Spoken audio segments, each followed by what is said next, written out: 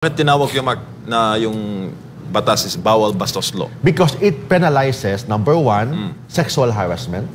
Number two, lewd gesture na naging normal na in our environment. Naging normal minsan yung mga panghawak-hawak, yung mga, oy, ang sexy mo, ang kinis ng paa mo. Dati, naging parang normal na sa bagong generasyon ngayon na pag nakita ka ng babae na naka-short na subang baba, ay, ang sexy naman ng paa mo, ang kinis. That is already bawal bastos law. Yung pagsisipol, ano? Ano?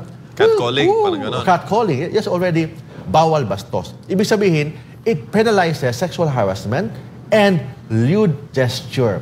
Kasi, naging normal na sa ating society ang mga ganyan. That's why pinagbawal yan. Kailangan safe kasi yung mga babae, naglalakad ang babae, tapos ikaw, mga lalaki, parang sinisipulan yung babae.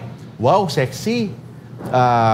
Ito may word pag ginamit nila. Basta may mga gano'n na, basta may word na ginamit nila, wow, sexy, ang kinis. So, gano'n, habang naglalakad ang babae, that's already bawal bastos law.